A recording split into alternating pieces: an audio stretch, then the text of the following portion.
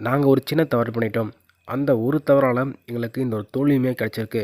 கண்டிப்பாக இந்த ஒரு தோல்வி எங்களுக்கு மிகப்பெரிய வெற்றினே சொல்லலாம் அப்படின்ட்டு போட்டி தோல்விக்கு பிறகு ரொம்பவே கண் கலங்கி ரொம்பவே மனசுடைஞ்சு, அது மட்டும் இல்லாமல் இந்த ஒரு போட்டி எங்களுக்கு வெற்றி மாதிரி தான் அப்படிங்கிற மாதிரி ரொம்பவே உருக்கமாக பேசியிருக்காரு. நம்ம சேனலுக்கு ஆச்சு புதுசாக சப்ஸ்கிரைப் மட்டும் பண்ணிக்கோங்க. அப்படி பண்ணுதுன்னா பக்கத்தில் இருக்க பெல் ஐக்கான் உனக்கு நோட்டிஸ் வரும். நிறைய பேர் சப்ஸ்கிரைப் பண்ணால் பார்த்துட்டு சப்ஸ்கிரைப் பண்ணுவாங்க.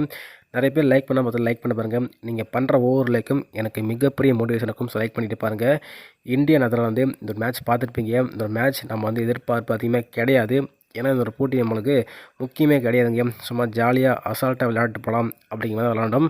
அதேமாரி இன்றைக்கி இந்தியாவும் ஜாலியாக தான் ப்ளே பண்ணாங்க. ஒரு கட்டத்தில் ஜாலியாக போயிட்டு இருந்த நேரத்தில் சீரியஸாக வந்து நெதர்லாந்து ப்ளே பண்ணாங்க. தொடக்கத்துலேருந்து சீரியஸாக தான் ப்ளே பண்ணாங்க. நம்ம இந்தியா தான் ஜாலியாக ப்ளே பண்ணாங்க. ஆனால் இந்தியனுக்கு மிகப்பெரிய ப்ரெஷர் வந்து கொடுத்தாங்க நெதர்லாந்து. அப்படி என்ன பண்ணாங்க அப்படின்னா, முதல் ஓவர்லேயே அபிஷேக் சர்மாவை தூக்குனாங்க. அதாவது 3 டக் அவுட்டுங்க. பேக் டு பேக் அப்படின்ட்டு உலகக்கோப்பை வரலாற்றுலேயே இந்த மாதிரி டக் அவுட் ஆனது யாருமே கிடையாது. நம்மள அபிஷேக் சர்மா ஆகிருக்காரு. 3 தொடர்ந்து ஆகியிருக்காருங்க. அதை விட்டுருங்க. இப்போது நம்ம நெதர்லாந்து டீம் பற்றி பேசலாம். அதாவது இதை குறித்து ரொம்பவே போட்டிக்கு பிறகு இதை குறித்து ரொம்பவே மனசுடைஞ்சிட்டாருங்க. ஏன்னா இந்த அளவுக்கு ப்ளே பண்ணியிருக்கோம், எங்களுக்கு இந்த வெற்றி கிடைக்கலையே அப்படிங்கிற மாதிரி பேசியிருக்காருங்க. நல்லாவே பவுலிங் போட்டாங்க. 15 ஓவரும் டீசெண்டாக செம்மையாக ப்ளே பண்ணாங்க. இந்திய அணி 150 அடிக்குமா அப்படிங்கிற மாதிரி நமக்கே டவுட் ஆகிடுச்சு. அந்த அளவுக்கு தரமான பந்து வீச்சை வந்து வெளிப்படுத்தினாங்க நெதர்லாந்து. ஸோ கண்டிப்பாக இன்றைக்கி ஒரு தரமான சம்பவம் இருக்கா அப்படின்னு எதிர்பார்த்தோம். ஆனால் அங்கே தான் இந்தியா மிகப்பெரிய டிப்ஸ்ட்டை ஒன்று கொடுத்தாங்க. அதாவது சிவம் தூபே வந்து கொடுத்தாரு, ஹர்திக் பாண்டியாவும் கொடுத்தாரு. நாங்கள் இருக்கிற வரையும் இந்தியாவை யாராலையும் தொட முடியாது அப்படிங்கிற மாதிரி சிவம் தூபே மற்றும் நம்ம ஹர்திக் பாண்டியா 2 பேரும் சேர்ந்து ஒரு தரமான பார்ட்னர்ஷிப்பை போட்டு வெளுத்து விட்டாங்க. ஸோ அங்கே தான் மேட்ச்சே ஒட்டுமொத்தமாக மாறிடுச்சு. நெதர்லாந்து மேட்ச் அங்கேயே கோட்டை விட்டாங்க.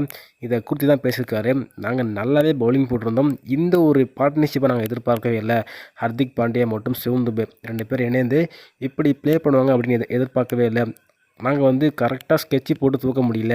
சிவம் தூபேக்கு ஷார்ட் பால் போட்டால் அவுட் ஆயிடும்னு எதிர்பார்த்தோம். ஆனால் ஷார்ட் பால் போட்டால் அடித்து நொறுக்கிறாரு. எப்படி போகிறதுனே தெரியல. ஸ்பின்னர்ஸ் போட்டாலும் நொறுக்கிறாரு, ஃபாஸ்ட் பவுலிங் போட்டாலும் அடிக்கிறாரு. செட் ஆகிட்டார்னா அவர் அடிக்கவே விக்கெட் எடுக்கவே முடியல அப்படிங்கிற மாதிரி பேசியிருக்காருங்க. எங்களோட தோல்விக்கு சிவம் தூபே மட்டும்தான் காரணம் அப்படிங்கிற மாதிரி சொல்லியிருக்காரு. நாங்கள் அவர் விக்கெட் மட்டும் எடுத்திருந்தால் இந்த ஒரு போட்டியை வெற்றி பெற்றிருப்போம். இந்திய அணிக்கு நல்ல ஒரு டஃப் ஃபைட்டை வந்து கொடுத்துருப்போம் அப்படிங்கிற மாதிரி சொல்லியிருக்காரு. எங்களுக்கு தெரிஞ்சு நாங்கள் வந்து ஒரு 15 ஓவர் நல்லா தான் பவுலிங் போட்டோம். அதுக்கப்புறம் அந்த ஒரு 5 ஓவர் தான் எங்களுக்கு மேட்சே கைவிட்டு போயிடுச்சு அப்படிங்கிற மாதிரி சொல்லியிருக்காங்க. அது மட்டும் இல்லாமல் ஃபீல்டிங்கில் கொஞ்சம் மிஸ்டேக் பண்ணியிருக்கோம். இருந்தாலும் பரவாயில்ல, இந்த ஒரு தோல்வியே எங்களுக்கு மிகப்பெரிய வெற்றி மாதிரி தான். இவ்வளோ பெரிய இந்திய அணியை நாங்கள் வந்து இந்த அளவுக்கு வந்து சம்பவம் பண்ணியிருக்கோம், அதாவது இந்த அளவுக்கு இழுத்து பிடிச்சிருக்கோம் அப்படிங்கிற மாதிரி பேசியிருக்காருங்க. உண்மையை சொல்லப்போனால் நெதர்லாந்து டீம் வந்து செம்மையாக வந்து ப்ளே பண்ணாங்க. என்ன தான் தோற்றுருந்தாலும் இந்த ஒரு போட்டியில் செம்மையாக கம்பேக் கொடுத்து பவுலிங்லேயும் இழுத்து பிடிச்சி இவ்வளோ பெரிய இந்தியன் டீமை வந்து கண்ட்ரோல் பண்ணாங்க. எட்வர்ட்ஸ் இருக்கார் இல்லையா, டீம் கேப்டன் தான் ஹேட்ஸ் ஆஃப்னு சொல்லி ஆகணும். பவுலிங் வந்து எப்படி யூஸ் பண்ணணும்னு கரெக்டாக யூஸ் பண்ணார். ஸ்பின்னர்ஸ்க்கு நல்லா வாய்ப்பு கொடுத்து இந்தியாவை திணற வச்சாருங்க. நல்லாவே வந்து பவுலிங்கை ரொட்டேஷன் பண்ணார். சார் நீங்கள் சொல்லுங்கள், இந்த ஒரு வெற்றி, அதாவது இந்த ஒரு தோல்வி நெதர்லாந்து அணிக்கு மிகப்பெரிய வெற்றின்னு சொல்லியிருக்காருங்க. நீங்கள் அதை பற்றி என்ன சொல்கிறீங்க அப்படிங்கிற மாதிரி சொல்லுங்கள்.